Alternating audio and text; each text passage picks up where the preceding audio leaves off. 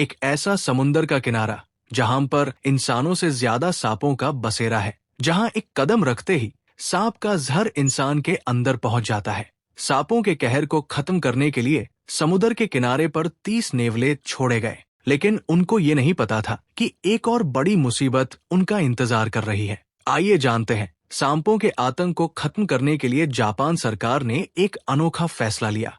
उन्होंने इस समुद्र के किनारे पर 30 नेवले छोड़े। उन्हें लगा कि ये बहादुर जीव सांपों का सफाया कर देंगे, लेकिन किसे पता था कि जिस दिन नेवले छोड़े गए उसी दिन इस द्वीप की नई तबाही की शुरुआत हो चुकी थी। एक ऐसी तबाही जिसने इंसानों को एहसास दिलाया कि अगर कुदरत के नियमों से छेड़छाड़ की जाए तो उसका बदला बहुत भयानक होता है। ये वो कहानी है जहां नेवले और सांपों की लड़ाई ने पूरे इकोसिस्टम को बदल कर रख दिया, जहां इंसानों ने प्रकृति को मात देने की कोशिश की और फिर प्रकृति ने उन्हें उनकी औकात याद दिला दी। जापान का अमामी ओशिमा द्वीप एक ऐसा इलाका था जहां इंसान तो दूर, जानवर तक जमीन पर चलने से डरते थे, क्योंकि वहां का असली राजा था हाबू सांप। इतना जहरीला, इतना खतरनाक कि उसका एक डसना इंसान को कुछ ही मिनटों में मौत की नींद सुला देता था। हर साल सैकड़ों लोग इसकी चपेट में आकर अपनी जान गंवा बैठते थे। बच्चे खेतों में खेलने से डरते थे, किसान रात में काम नहीं करते थे और गांव के लोग दिन ढलते ही दरवाजे बंद कर लेते थे। ये कोई कहानी नहीं, बल्कि 1970 के दशक की सच्चाई थी। सरकार लाचार थी, एंटीवेनम बनाना बेहद मुश्किल था और जो थोड़ी बहुत दवा बनती भी थी उसे स्टोर करने के लिए जरूरी ठंडा वातावरण तक नहीं था। द्वीपों तक बिजली पहुंचाना उस वक्त एक असंभव काम था और ऐसे में जापान सरकार ने एक साहसिक लेकिन जोखिम भरा फैसला लिया। उन्होंने सोचा, अगर ये मुसीबत कुदरत ने दी है तो इसका हल भी कुदरत ही देगी। नेवला बनाम सांप, एक ऐसी दुश्मनी जो आदिकाल से चली आ रही है। दो प्राणी जो एक दूसरे के बिना अधूरे हैं। नेवला, छोटा लेकिन बेहद फुर्तीला शिकारी, भारत, नेपाल और बांग्लादेश जैसे देशों में पाया जाता है। सदियों से इसे सांपों का सबसे बड़ा दुश्मन माना जाता है। इसके शरीर में एक ऐसी प्राकृतिक शक्ति होती है कि ज्यादातर सांपों का जहर इस पर असर ही नहीं करता। नेवला अपनी बिजली जैसी तेज चाल और निडरता से ऐसे वार करता है कि सबसे जहरीला नाग भी पल भर में ढेर हो जाता है। कई बार तो वो सांपों को भूख मिटाने के लिए नहीं, बल्कि सिर्फ मनोरंजन के लिए मार देता है। यानी ये छोटा सा जीव अपने भीतर एक योद्धा का साहस रखता है। जब जापानी वैज्ञानिकों ने ये गुण देखे तो उन्हें लगा जैसे कुदरत ने उन्हें सांपों के आतंक से बचाने का उपाय खुद दे दिया हो। और फिर वही हुआ। भारत से मंगवाए गए 30 नेवले अमामी ओशिमा द्वीप पर छोड़ दिए गए। आशा थी कि अब वहां फिर से शांति लौट आएगी, बच्चे खेल सकेंगे, किसान खेतों में काम कर सकेंगे और सांपों का राज खत्म हो जाएगा। शुरुआत में सब कुछ ठीक लगा। नेवले सक्रिय हुए, सांप कम नजर आने लगे और लोगों ने राहत की सांस ली। सरकार ने राहत की मुस्कान के साथ मिशन को सफल घोषित कर दिया। लेकिन किसे पता था कि ये राहत बस एक तूफान से पहले की शांति थी, क्योंकि प्रकृति से किया गया हर हस्तक्षेप उसका संतुलन बिगाड़ देता है और उसका जवाब बहुत भयानक होता है। कुछ ही सालों में वो 30 नेवले बढ़कर 30,000 हो गए और तब जापान को पता चला कि असली खतरा तो अब शुरू हुआ है, क्योंकि नेवले और हाबू सर्प की दिनचर्या एक दूसरे से बिल्कुल अलग थी। हाबू रात में शिकार करता था, जबकि नेवला दिन में सक्रिय रहता था। मतलब दोनों का सामना बहुत कम होता था। सांप तो बच निकले, लेकिन अब नेवले भूख से बेहाल थे। जब उन्हें सांप नहीं मिले तो उन्होंने द्वीप के दुर्लभ खरगोशों, छोटे स्थानीय पक्षियों और यहाँ तक कि फसलों पर हमला शुरू कर दिया। नेवले किसानों की मेहनत पर कहर बनकर टूट पड़े। जो प्राणी सांपों के आतंक को खत्म करने के लिए लाए गए थे, वही अब खुद विनाश का प्रतीक बन गए। धीरे धीरे द्वीप की जैव विविधता खत्म होने लगी।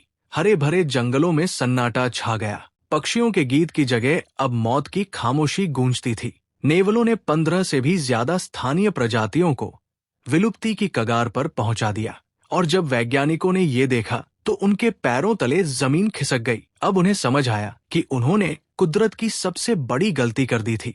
एक समस्या को खत्म करने के लिए उन्होंने एक और कहीं ज्यादा खतरनाक समस्या को जन्म दे दिया था। और अब सवाल ये था, इस नई आफत से आखिर कैसे निपटा जाए? इंसान बनाम नेवला, एक नई जंग। सदियों पुरानी इस कहानी का आखिरी अध्याय शुरू हुआ 2000 के दशक की शुरुआत में, जब जापान सरकार ने ये तय किया कि अब वक्त आ गया है प्रकृति के संतुलन को वापस लाने का। नेवले, जिन्हें कभी उद्धारक समझा गया था, अब विनाश का कारण बन चुके थे। सरकार ने शुरू किया नेवला उन्मूलन अभियान, एक ऐसा मिशन जो आने वाले 18 साल तक चलेगा। जंगलों में छिपे इन चालाक शिकारियों पर नजर रखने के लिए खास कैमरे लगाए गए। प्रशिक्षित कुत्तों की मदद ली गई, जिन्होंने जंगलों की गहराइयों में जाकर नेवलों को ढूंढा। हर रात विशेष टीमें टॉर्च और जाल लेकर निकलती, कभी घने जंगलों में, कभी पहाड़ियों के बीच, कभी समुद्र के किनारों तक। जहां भी नेवलों की हलचल मिलती, वहां फंदे लगाए जाते, जिनमें खाने में जहर मिलाया जाता। लेकिन ये काम आसान नहीं था। नेवले छोटे, चालाक और बेहद तेज होते हैं। उनकी आंखें अंधेरे में भी सब कुछ देख लेती हैं, और उनका शरीर ऐसी फुर्ती से दौड़ता है कि शिकारी को बस उनकी झलक ही मिलती। पर जापान ने हार नहीं मानी। साल दर साल, मौसम दर मौसम ये संघर्ष चलता रहा। आखिरकार 18 साल की मेहनत के बाद साल 2018 में जापान सरकार ने घोषणा की, अमामी ओशिमा अब नेवलामुक्त द्वीप है। करीब 400 नेवले पकड़े या मारे गए।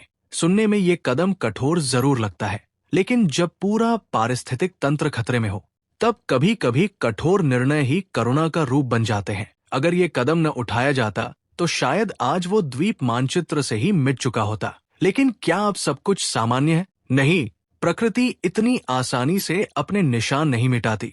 नेवले अब भले ही वहां नहीं हैं, मगर उनके छोड़े गए जख्म आज भी मौजूद है। द्वीप की जैव विविधता अब भी पूरी तरह से वापस नहीं आई। कुछ प्रजातियां हमेशा के लिए खो चुकी है, और कुछ की संख्या बेहद कम रह गई है। हाबू सांप और चूहे आज भी उस द्वीप में मौजूद है, लेकिन अब वहां के लोग ज्यादा समझदार और सतर्क है। एंटीवेनम अब आसानी से मिल जाता है, और सरकार की जागरूकता मुहिम ने सांप के डसने से होने वाली मौतों को बहुत कम कर दिया है। और आखिर में इस पूरी कहानी से हमें क्या सीख मिलती है? यही कि इंसान चाहे कितना भी बुद्धिमान या शक्तिशाली क्यों न बन जाए, अगर वो प्रकृति के संतुलन से खिलवाड़ करेगा तो उसका परिणाम हमेशा विनाशकारी ही होगा। हर बदलाव से पहले हमें सोचना चाहिए, क्या हम वाकई प्रकृति की मदद कर रहे हैं या उसके खिलाफ जा रहे हैं?